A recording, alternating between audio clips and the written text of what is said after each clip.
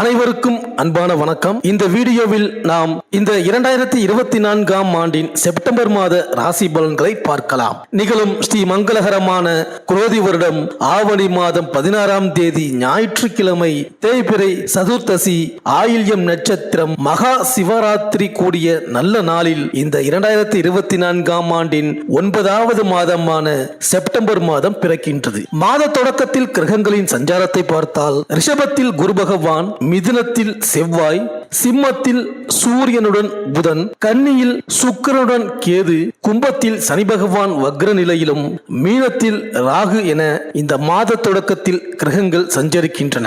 இந்த 2024ஆம் ஆண்டின் 9வது மாதம் தான் செப்டம்பர் மாதம். நவ கிரகங்களின் தலைவன் சூரியன் ஆட்சி பெற்ற நிலையில் பயணம் செய்யும் சிம்ம மாதமும், புதன் உச்சம் பெறும் கன்னி மாதமும் இணைந்த மாதம் இந்த செப்டம்பர் மாதம். இந்த மாதத்தில் புத ஆதித்ய ராஜயோகமும் சுக்கிர ஆதித்ய ராஜயோகமும் செயல்படும். மேலும் இந்த ஆண்டு விநாயகர் சதுர்த்தி விழா செப்டம்பர் மாதம் 7ஆம் தேதி, அதாவது ஆவணி மாதம் 22ஆம் தேதி சனிக்கிழமை கொண்டாடப்பட உள்ளது. செப்டம்பர் மாதம் 6ஆம் தேதி பகல் 1:48 மணிக்கு துவங்கி செப்டம்பர் மாதம் 7ஆம் தேதி பகல் 3:38 வரை மட்டுமே சதுர்த்தி திதி உள்ளது. செப்டம்பர் 6ஆம் தேதியே சதுர்த்தி திதி துவங்கினாலும் செப்டம்பர் 7ஆம் தேதி தான் சூரிய உதய காலத்தின் போது சதுர்த்தி திதி உள்ளது. அதனால் அந்த நாளையே விநாயகர் சதுர்த்தி நாளாக கணக்கில் எடுத்துக்கொள்ள வேண்டும். அன்று சனிக்கிழமை என்பதால் காலை 9 மணி முதல் 10:30 மணி வரை ராகு காலமும், 1:30 மணி முதல் 3 மணி வரை யமகண்ட நேரமும் உள்ளது. இதனால் இந்த நேரங்களை தவிர்த்து பகல் 1 மணிக்கு முன்பாக விநாயகர் வழிபாட்டினை செய்வது சிறப்பு. விநாயகர் ஞானத்தின் வடிவமானவர், பிரணவ மந்திரமான ஓம்கார வடிவமானவர். விநாயகரை வழிபடுவதால் எப்படிப்பட்ட துன்பமாக இருந்தாலும் அது நீங்கிவிடும் என்பது நம்பிக்கை. தடைகள் துன்பங்களை விலக்கி மகிழ்ச்சியையும் வெற்றியையும் ஞானத்தையும் செல்வத்தையும் தரக்கூடிய கடவுள் விநாயக பெருமான். எந்த ஒரு செயலை துவங்குவதற்கு முன்பும் விநாயக பெருமானை வழிபட்ட பிறகு துவங்கினால் அதில் நிச்சயம் வெற்றியே கிடைக்கும். தடைகள் ஏற்படாது. களிமண், மஞ்சள், சாணம், சந்தனம் என எதை கொண்டும் பிள்ளையாரை பிடித்து வைத்து அதற்கு 2 அருகம்புல் வைத்து வணங்கினால் அவற்றில் எழுந்தருளி அருள் செய்யக்கூடிய எளிமையான கடவுள் விநாயகர்.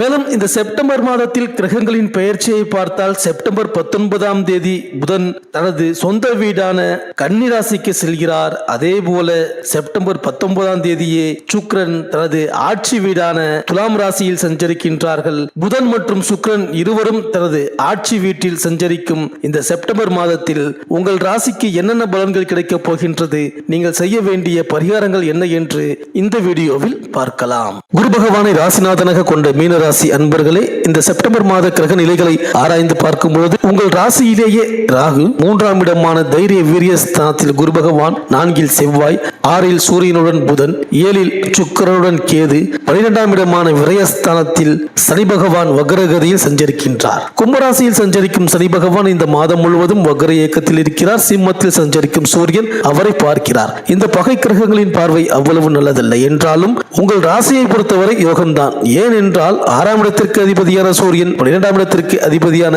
சனியை பார்ப்பதால் விபரீத ராஜயோக அடிப்படையில் சில நல்ல காரியங்களும் எதிர்பாராத திருப்பங்களும் நடைபெறும். ஆரோக்கியம் சீராகி ஆனந்தப்படுத்தும். வெளிநாடு செல்லும் வாய்ப்பு ஒரு சிலருக்கு கைகூடும். உத்தியோகத்தில் இருப்பவர்களுக்கு நல்ல நிறுவனங்களில் பணிபுரிய அழைப்புகள் வரலாம். பிள்ளைகளின் எதிர்கால நலன் கருதி தீட்டிய திட்டங்கள் வெற்றி பெறும். மணிவிழா, மணவிழா போன்ற சுப நிகழ்ச்சிகள் இல்லத்தில் நடைபெறும். அருகில் இருப்பவர்களின் ஆதரவோடு நல்ல காரியம் ஒன்றை நடத்தி வைப்பீர்கள். மேலும் கன்னி ராசியில் சுக்கிரன் நீச்சம் பெற்று சஞ்சரிக்கிறார். உங்கள் ராசிக்கு அதிபதியானவர் குரு. அவருக்கு பகை கிரகமாக விளங்கும் சுக்கிரன் நீச்சம் பெறும் இந்த நேரத்தில் நினைத்த காரியங்கள் நிறைவேறும். அனைத்து முயற்சிகளிலும் வெற்றி கிடைக்கும். விலகி சென்ற உடன்பிறப்புகள் விரும்பி வந்து இணைவார்கள். முன்னேற்ற பாதையில் அடியெடுத்து வைக்கும் இந்த நேரத்தில் முக்கிய புள்ளிகளின் ஒத்துழைப்பு கிடைக்கும். வருமானம் உயரும். வளர்ச்சிக்கு தடையாக இருந்தவர்கள் விலகுவார்கள். இடமாற்றம், ஊர் மாற்றம் இனிமை தரும் விதம் அமையும். மேலும் மிதுன ராசியில் செவ்வாய் சஞ்சரிக்கிறார். உங்கள் ராசிக்கு 2, 9 ஆகிய இடங்களுக்கு அதிபதியானவர் செவ்வாய். அவர் சுகஸ்தானத்திற்கு வரும்பொழுது தொட்டது துலங்கும். தொழில் முன்னேற்றம் ஏற்படும். ஏற்படும். வெற்றிக்குரிய செய்திகள் வந்த வண்ணமாகவே இருக்கும்.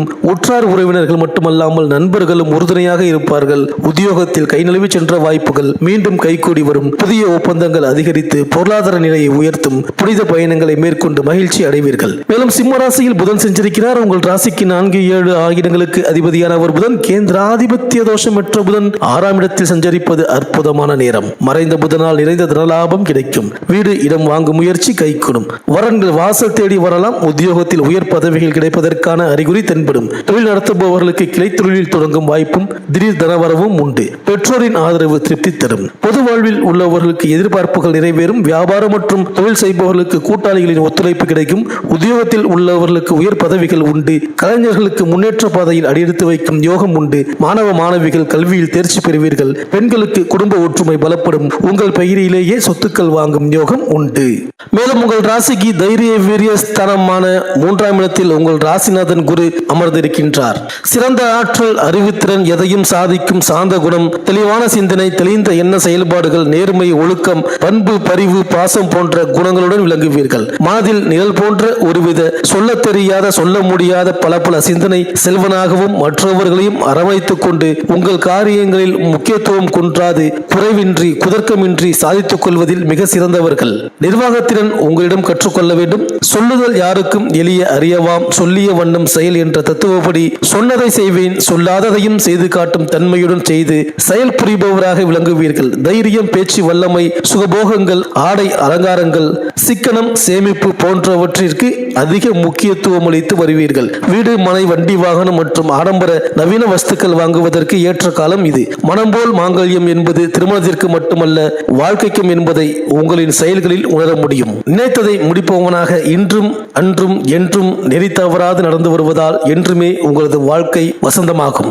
கணவன் மனைவி உறவுக்கு இலக்கணம் வகுத்தவர்கள் போல் வாழ்ந்து காட்டி மற்றவர்களுக்கு முன் உதாரணமாக திகழ்வீர்கள். பிள்ளைகளிடம் கனிவு, கண்டிப்பு, பாசம், பரிவு, உபசாரம் அவர்களின் குறிப்பறிந்து செய்து கொடுத்து தன் வசம் அவர்களை ஆளாக்கிக் கொள்வீர்கள். கொழுப்புச்சத்து கணுக்கால் முதல் அடிபாதங்கள் வரையில் பிணிகள், உபாதைகள் உண்டாகலாம். உற்றார் உறவினர் நண்பர்களிடத்தில் மதிப்பு கூடுதல். உத்தியோகத்தில், வியாபாரத்தில், தொழிலில் உங்களது உழைப்புக்கு தகுந்த அங்கீகாரம், மதிப்பு, புகழ், கௌரவம், செல்வாக்கு உண்டாகும். அறிவுக்கு அதிபதியான ராசிநாதன் உங்களை பட்டை தீட்டும் வைரக்கல் போன்று ஜொலிக்க செய்வார். அலட்சியம், எதையும் பிறகு பார்ப்போம் என்ற எண்ணங்கள் ஏற்படாமல் இருக்க வேண்டும். சோம்பல் சற்றே அதிகரிக்கும். இடம் தரக்கூடாது. அன்றே செய்தல் நன்றே என்பதை நினைவில் கொள்க. பெண்களுக்கு பாசம், பண்பு, தைரியம், பேச்சுத்திறன், சமயோஜித செயல்பாடுகள் மூலம் உயர்வு உண்டு. ஆடம்பர செலவுகளுக்கு முக்கியத்துவம் அளிப்பீர்கள். இடுப்பு, மூட்டுகளில், பாதங்களில் வலி, பிணிகள், அடிபடுதல், தடுமாறுதல் என உண்டாகும்.